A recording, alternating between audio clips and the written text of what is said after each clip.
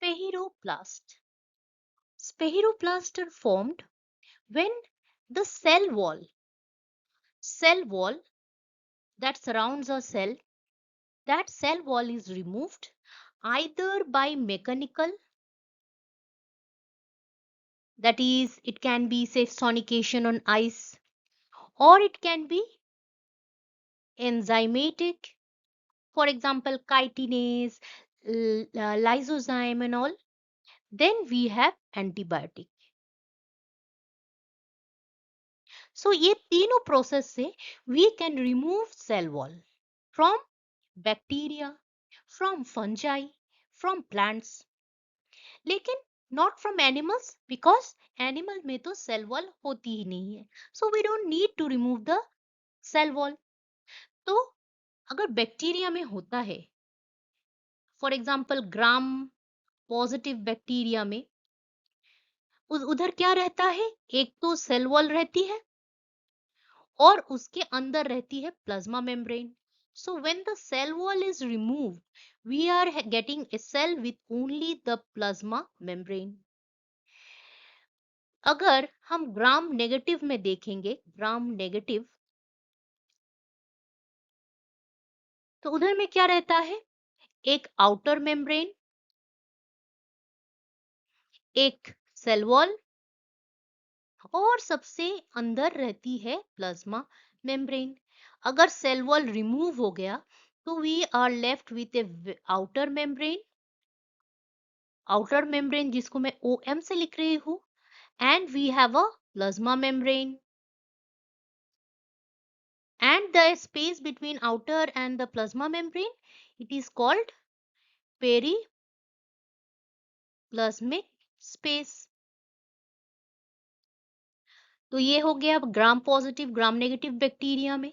Third हम अगर देखेंगे कि फंजाई स्पेशली ईस्ट में पाए जाते हैं, we can do spheroplast in yeast. उधर भी सेल वॉल अगर रिमूव हो गया तो we are left with only plasma membrane. Fourth is that with plants. Plants में भी अगर सेल वॉल रिमूव हो गया तो सेम टाइप की एक प्लाज्मा मेम्ब्रेन बाउंड एक प्रोटोप्लास्ट रहेगी. And we this is what spheroplast is. Last में actually cell wall of bacteria को डिस्कस कर रही थी. And since bacterial cell wall has been removed for various biotech as well as microbiology and molecular biology experiments, so next thing I am discussing is the spiroplast.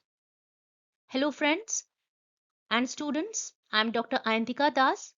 Welcome to Botany with Ayantika. I'm just been making microbiology videos. I've made videos on viruses and bacterial various topics. So you can go to the description box जहाँ पे मैंने microbiology की playlist डाल के रखी है. You can go and watch all the videos that I have made.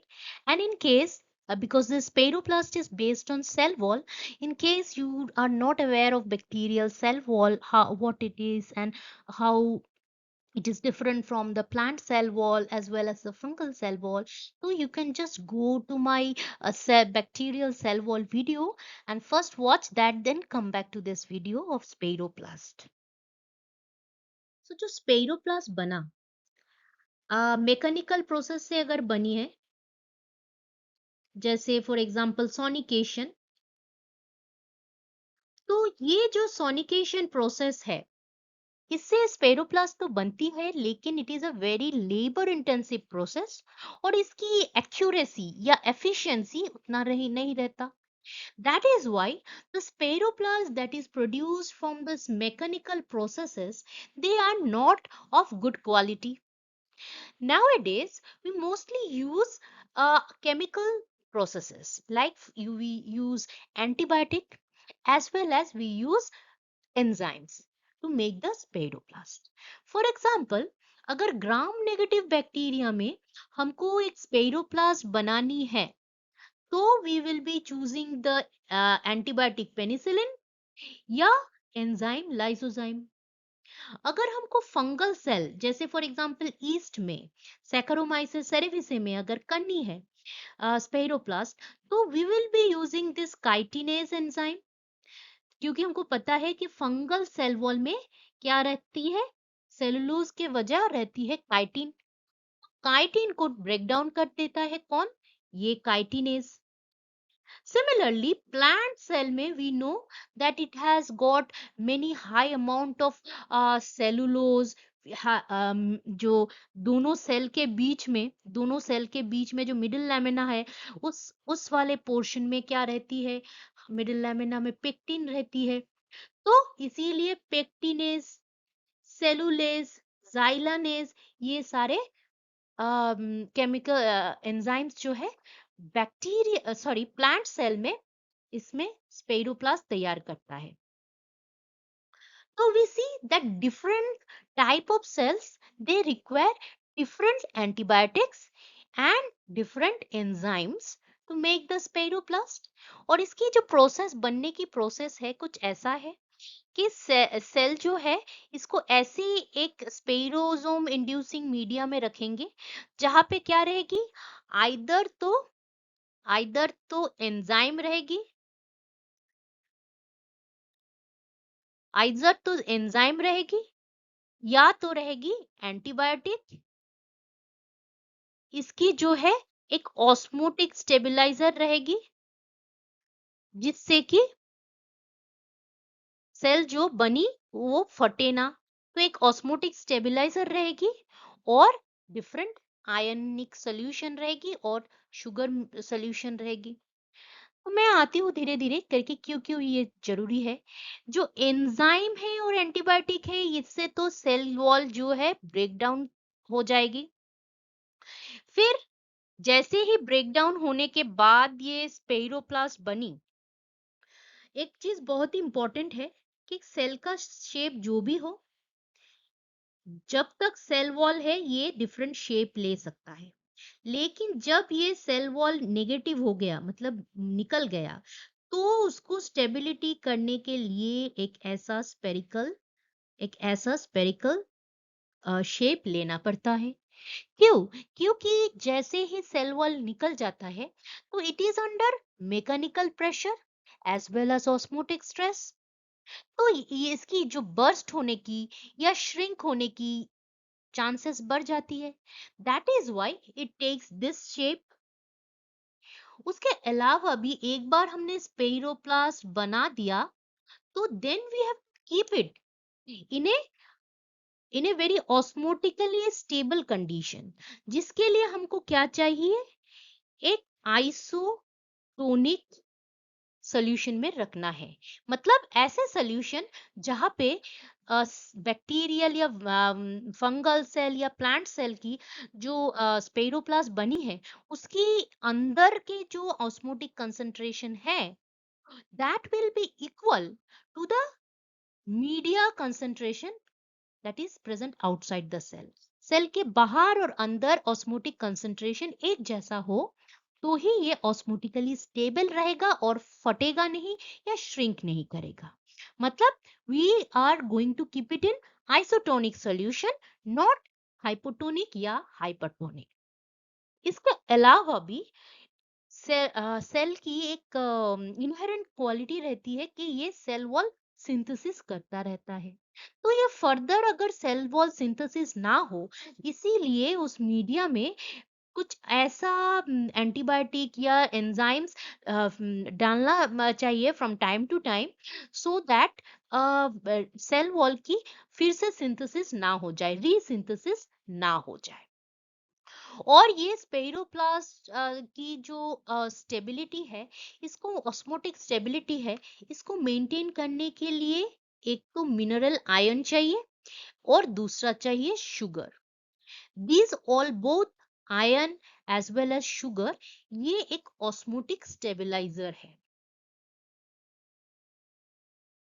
तो हम देखते हैं कि कोई भी जो ग्राम नेगेटिव बैक्टीरिया है, उसमें क्या रहती है, एक एक प्लाज्मा मेम्ब्रेन रहती है, येलो में मैं जिसको ड्रॉ कर रही हूँ।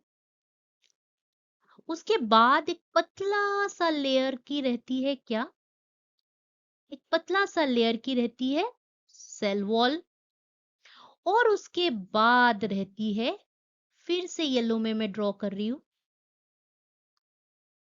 ये रहती है आउटर मेम्ब्रेन।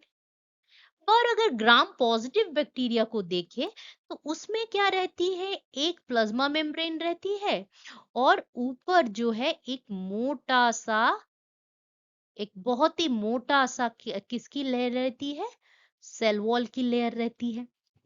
तो अगर इधर हम सेल वॉल को रिमूव कर देते हैं तो सिर्फ रह जाता है प्लाज्मा मेम्ब्रेन। पर अगर इधर मतलब ग्राम नेगेटिव में अगर कर रहे हैं, सेल वॉल को रिमूव कर रहे हैं, तो it will be left with what, A plasma membrane and outer, एक आउटर मेम्ब्रेन रहेगी।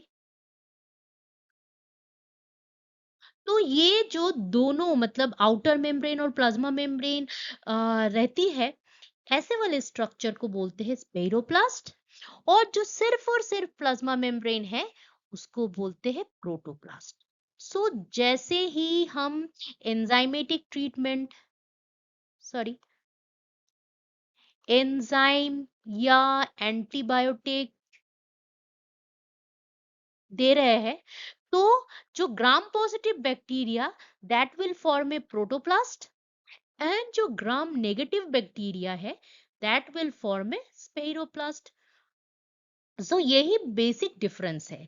मतलब स्पेरोप्लास्ट में दो मेम्ब्रेन्स रहेंगे, एक तो आउटर वाला मेम्ब्रेन और रहेगी अंदर में प्लाज्मा मेम्ब्रेन।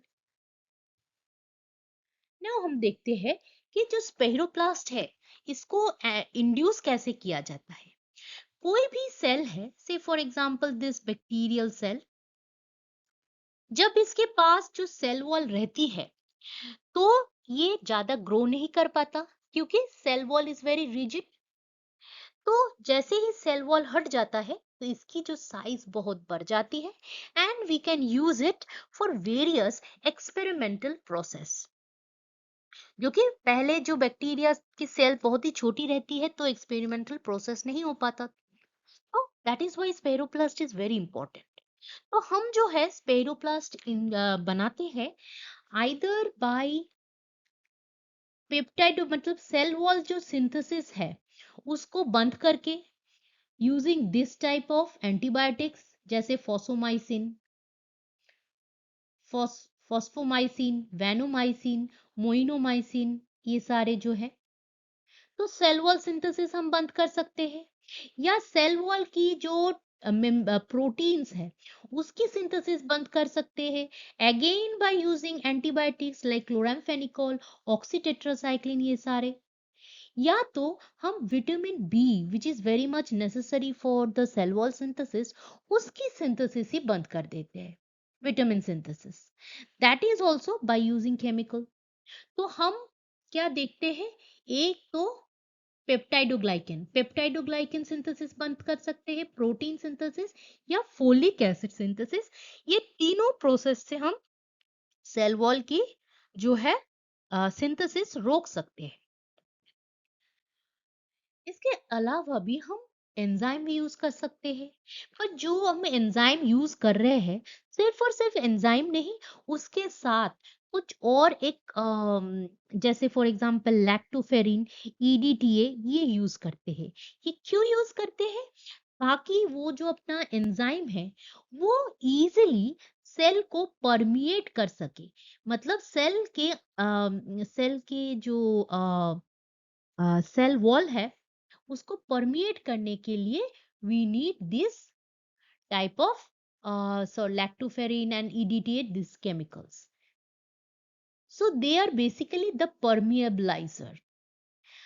तो जो बैक्टीरिया है उससे उसको तो हम लाइसोजाइम से, ये एंजाइम से हम बना रहे हैं स्पेडोसोम।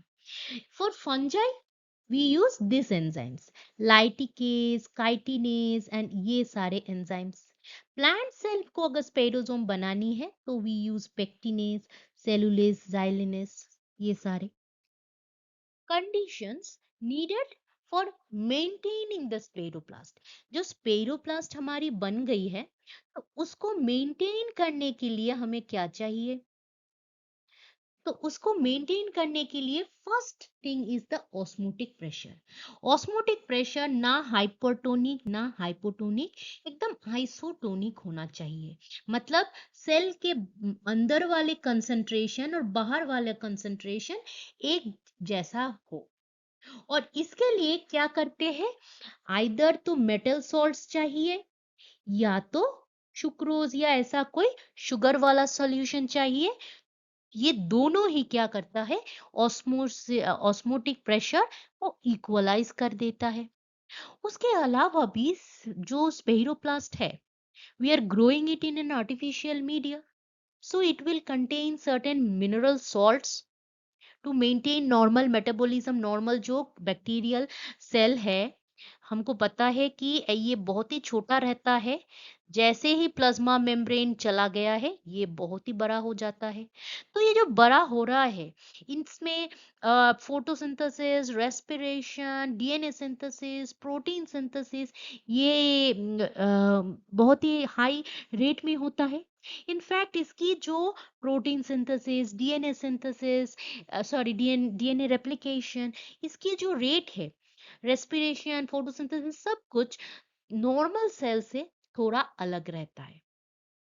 तो दैट इज व्हाई इसको बहुत ही ज्यादा हाई न्यूट्रिएंट कंडीशन चाहिए, इतने सारे जो है सॉल्ट्स चाहिए। और हम usually grow it on tryptone glucose, yeast extract, या हम करते हैं इसको डिग्रेडेड मायलिन बेसिक प्रोटीन में। तो these are the two things that should be in the media। और ऑस्मोटिक प्रेशर भी मेंटेन करना है। कैसे करना है? मेटल सॉल्ट्स या कोई शुगर डाल के। और जो है इंक्यूबेशन करने में और एक सॉल्ट चाहिए, मतलब कैल्शियम और मैग्नीशियम आयन चाहिए। क्यों? क्योंकि कैल्शियम और मैग्नीशियम आयन ये क्या करता है? ये मेम्ब्रेन में जाके ये मेम्ब्रेन में अटैच हो जाता है, और मेम्ब्रेन को, एक प्लाज्मा मेम्ब्रेन को या आउटर मेम्ब्रेन को स्टेबिलिटी देता है। एक थिंग नोट करने वाली है कि जो आउटर मेम्ब्रेन है और जो प्लाज्मा मेम्ब्रेन है, सो द आउटर मेम्ब्रेन ये ऑस्मोटिक प्रेशर या मैकेनिकल प्रेशर को बहुत इजीली झेल सकता है, but not the plasma membrane. Plasma membrane is much more sensitive then the outer membrane. और ये जो कैल्शियम आयन या मैग्नीशियम आयन है, that will be that will show different function in different cells।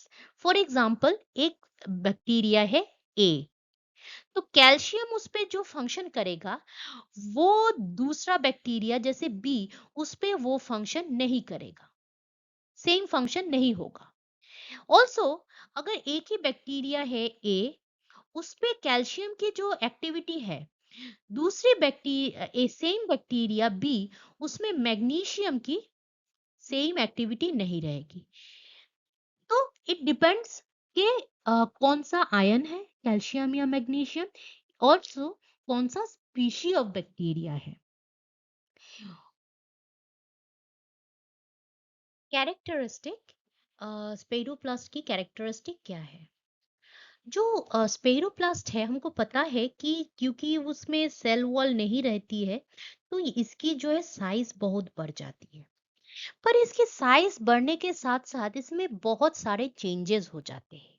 एक normal cell में जो photosynthesis की rate रहती है या रेस्पिरेशन की रेट रहती है, उससे कहीं ज्यादा ये स्पेरोप्लास्ट में, उससे ज्यादा रेट में ये सब होता है।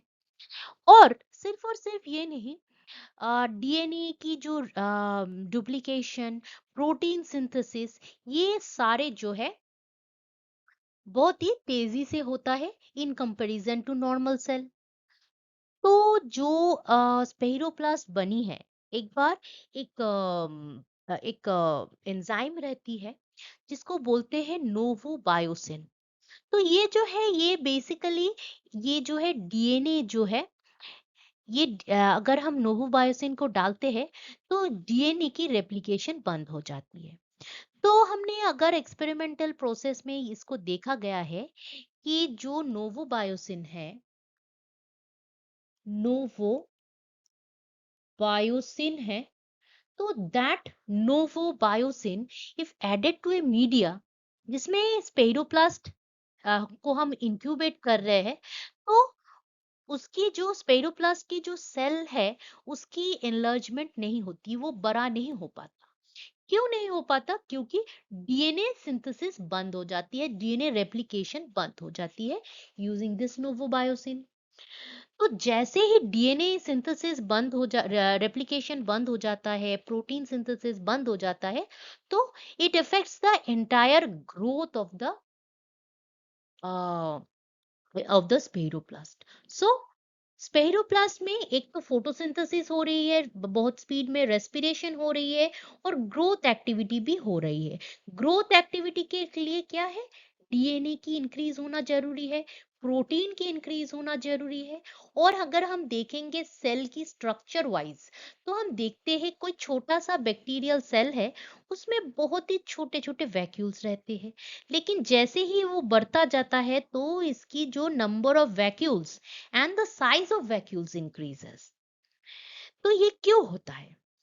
जो बैक्टीरिया की जो प्लाज्मा मेम्ब्रेन है, जैसे ही इसकी साइज बढ़ती जाती है, तो क्या होता है? प्लाज्मा मेम्ब्रेन की सिंथेसिस बढ़ती जाती है, और प्लाज्मा मेम्ब्रेन और ये जो वैक्यूल की मेम्ब्रेन है, इसकी सिंथेसिस जो है ये इंटर रिलेटेड रहती है।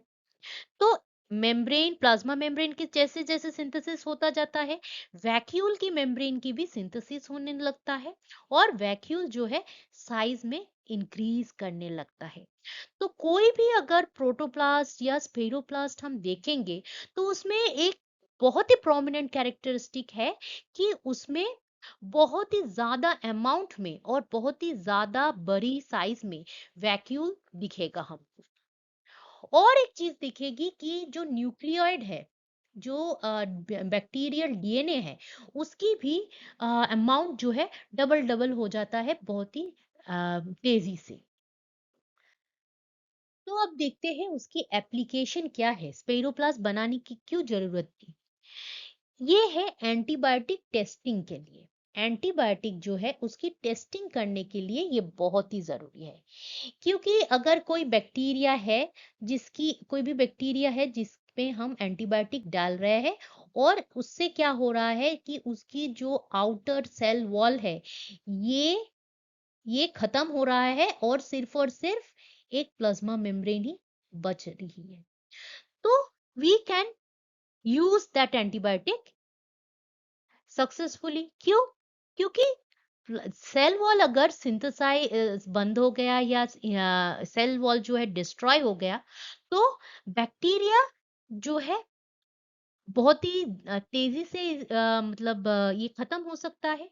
क्योंकि लैब कंडीशन में तो हम इसको बहुत ही प्यार से इसको रखते हैं, जैसे फॉर एग्जांपल ऑस्मोटिक स्टेबलाइजर डालते हैं, और मेटेलिक आयंस डालते हैं, और जो है शुगर डालते हैं एक पर्टिकुलर कंसंट्रेशन की, ताकि ऑस्मोटिक स्टेबिलिटी बनी रहे और ये स्पेरोप्लास्ट फास्ट ना करे।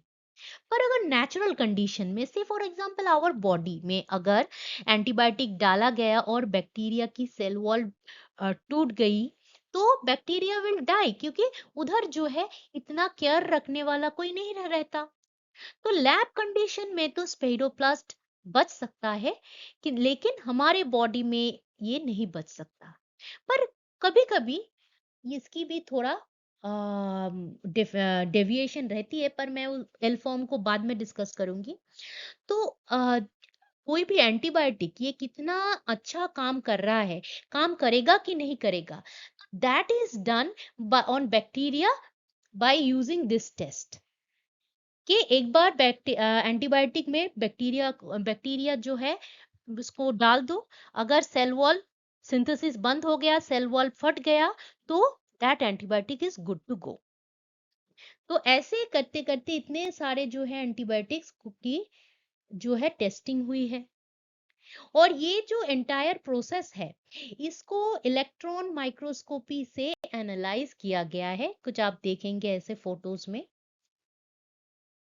और एक बहुत ही इंपॉर्टेंट इसकी एप्लीकेशन है पैच क्लैम्प। हमको पता है कि पैच क्लैम्प मोस्टली यूज्ड होता है, पहले पहले इसको यूज किया जाता था न्यूरॉन्स में, ताकि साइनेप्स में कैसी इलेक्ट्रिकल कंडक्टिविटी हो रही है इसको हम पता कर सके। जो अपना जो चैनल है, आयनिक चैनल है, उसको स्टडी करने के लिए।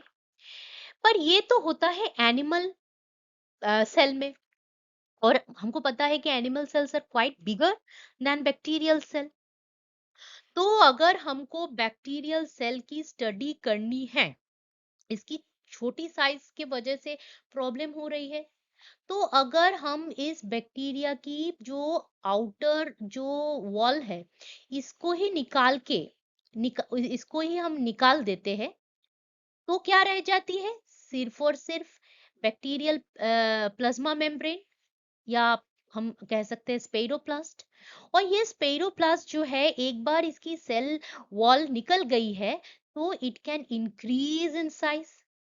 जैसे ही इसकी साइज बड़ी होती जाती है, तो क्या होता है, हमको ज्यादा जगह मिल जाती है कि हम इस पे काम कर सके।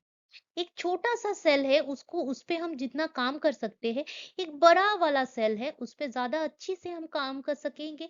उसकी जो मेम्ब्रेन की जो आयनिक चैनल्स है, जो मेकानो सेंसिटिव है या ऑस्मो सेंसिटिव है, तो उसकी कैरेक्टरिस्टिक क्या होगी आयनिक चैनल्स की, या दूसरे वाले जो भी मेम्ब्रेन है। मेम्ब्रेन से for example this is the membrane, तो इसमें तो प्रोटीन्स रहती है, say for example one pass protein, या कुछ ऐसी रहती है कि मल्टीपल पास प्रोटीन, या कुछ ऐसे रहते हैं कि आयनिक आयनिक ट्रांसपोर्ट करने वाला जो चैनल। तो ये सारे को अगर हम स्टडी करना चाहेंगे, तो एक छोटे से बैक्टीरिया में जितना डिफिकल्ट होगा, एक स्पेरोप्लास्ट में उससे बहुत ही ज्यादा इजी हो जाएगा इसकी स्ट्रक्चरल, इसकी फंक्शनल स्टडी करना। तो that is why it is very much easy हो गया है। After spheroplast we can do this studies. अब देखते हैं जो बैक्टीरियल सेल वॉल है, उसको अगर हम कहीं मतलब डाइजेस्ट करके जो बैक्टीरियल सेल होता है, उसकी प्रॉपर्टी हम स्टडी कर सकते हैं कि कौन कौन सी चीज से बैक्टीरियल सेल जो है ये अफेक्टेड हो जाता है। इसके अलावा भी हम इसको ट्रांसफेक्शन के लिए भी यूज कर सकते हैं। What is transfection?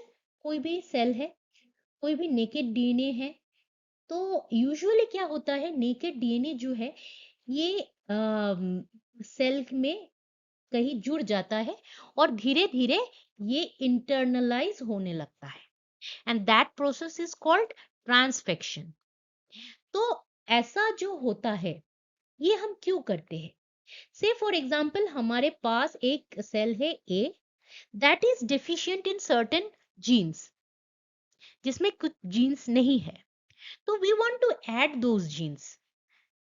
तो हम क्या करेंगे, तो हम उसको वैसे डीएनए सोल्यूशन में रखेंगे जहाँ पे उस वो वाले जीन्स है। तो अगर वो जीन इसके से सेल ए के अंदर आ गया, तो cell A will also produce different proteins that is needed by that cell. Say for example कोई एंजाइम है, जैसा इंसुलिन, तो इंसुलिन प्रोड्यूस करने वाला जीन अगर हम डाल देते हैं, तो our insulin deficient cell can also produce insulin. तो ऐसे इसीलिए हमको ट्रांसफेक्शन की जरूरत है, ताकि हम जेनेटिक इंजीनियरिंग करके जो डीएनए हमने इंजीनियर किया है, उसको इजीली डाल सकते हैं।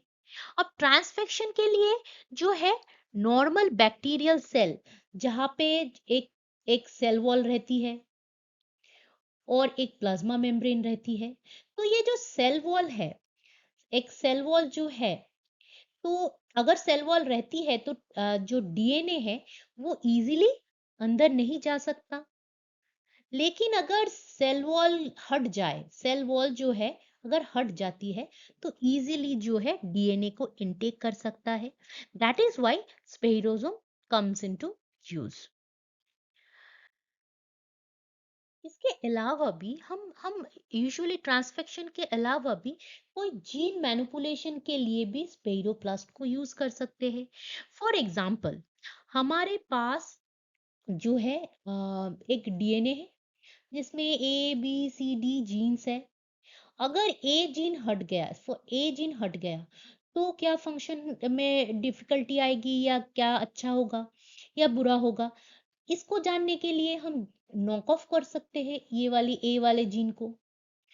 ऐसे डिफरेंट टाइप की जीन मॉलिक्यूलर बायोलॉजी में एक्सपेरिमेंट्स होते रहते हैं, जिसमें हम क्या करते हैं कि कोई भी जेनेटिक कोई भी जीन्स है उसको हम एक्सप्रेशन बंद कर सकते हैं या बहुत ही अप रेगुलेट या डाउन रेगुलेट कर सकते हैं।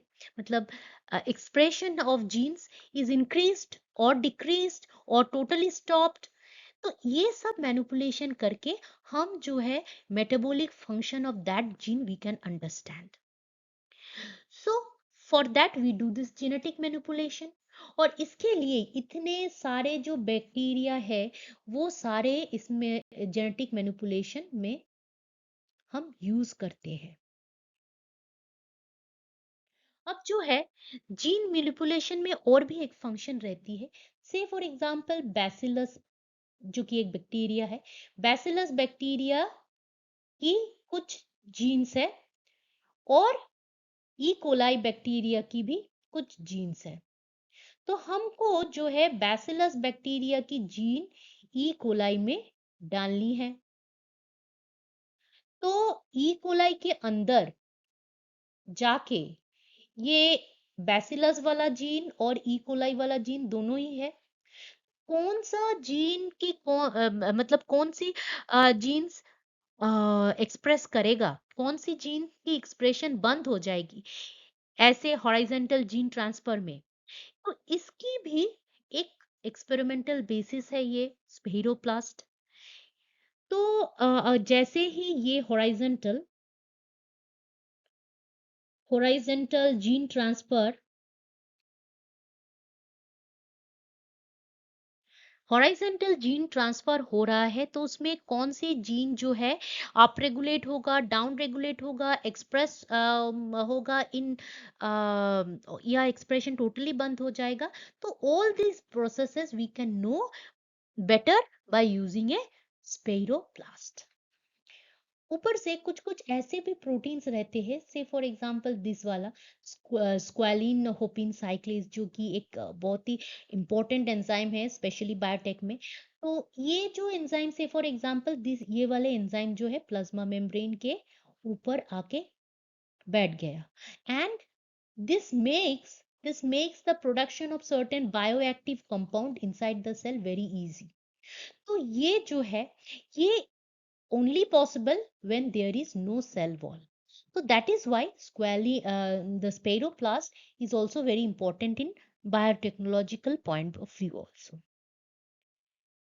So ये जो है ऑल अबाउट स्पेरोप्लास्ट। एक चीज मैंने बताना भूल गई कि जैसे हम लैब सेटिंग में क्या करते हैं, सेल वॉल को अगर रिमूव कर देते हैं तो तैयार होता है क्या, एक स्पेरोप्लास्ट या तो प्रोटोप्लास्ट, या तो प्रोटोप्लास्ट। लेकिन अगर नेचुरल सेटिंग में ये होता है, मतलब सेल वॉल जो रिमूव हो गई है, तो ना तो तैयार होगी स्पेरोप्लास्ट, ना तो तैयार होगी प्रोटोप्लास्ट, तैयार हो जाएगी एल फॉर्म बैक्टीरिया। जो एल फॉर्म बैक्टीरिया है, आप ये कह सकते हैं कि इसकी भी सेल वॉल नहीं है, पर ये जो है ये totally different from both the spheroplast as well as protoplast. क्यों? क्योंकि इसकी मेटाबॉलिक फंक्शन ही अलग है। ये जो है स्पेरोप्लास्ट या प्रोटोप्लास्ट की तरह ग्रो तो कर जाएगा, लेकिन ये डिवाइड कर सकता है। जो कि स्पेरोप्लास्ट या प्रोटोप्लास्ट जो है डिवाइड नहीं कर सकता। ये सेल तो है, ये जो स्पेरोप्लास्ट है ये साइज में तो बढ़ जाएगा, साइज इंक्रीज कर जाएगी इसकी, लेकिन ये डिवाइड नहीं कर पाएगा। That is the first point कि it is how it is different from L form bacteria जो कि नेचुरली प्रोड्यूस होते हैं। ऊपर से और एक वो है कि जो एल्फॉर्म बैक्टीरिया है वो जनरली ऑक्सीजन, ज्यादा ऑक्सीजन अगर इसको मिल जाए तो ये जो है ये it can't survive that much. लेकिन अगर स्पेरोप्लास्ट की हम देखेंगे तो जो स्पेरोप्लास्ट है it will require both oxygen as well as sunlight. Sunlight में जो है रेड और ग्रीन ये दोनों ज्यादा हो तो अच्छा है। ब्लू लाइट थोड़ा इनिबिट कर देता है ग्रोथ को। लेकिन ये जो एल्फॉर्म बैक्टीरिया है दैट ये इसकी जो ऑक्सीजन कंसंट्रेशन अगर लो हो तो ही अच्छा है। और ये क्या है, ये बोथ लाइट की प्रेजेंस या लाइट की एब्सेंस में भी ग्रो कर सकता है। So that is the difference between spheroplast and naturally produced L form bacteria. So that was all about spheroplast. अगर कुछ समझ में नहीं आया या you want me to make a new video, you write it in the comment section. Video अगर अच्छा लगा है तो please hit the like button, दोस्तों के साथ शेयर कीजिएगा। और प्लीज टू सब्सक्राइब, आप सब्सक्राइब करते हो तो I feel more encourage to make more such videos. मैं botany, biotech, microbiology related videos बनाती रहती हूँ। You can go to my channel, different playlist में मैंने सारे वीडियोस जो है डिवाइड करके रखा है। So you can just go to that playlist and सारे जो है वीडियोस आपको मिल जाएंगे। Thanks again for watching this video.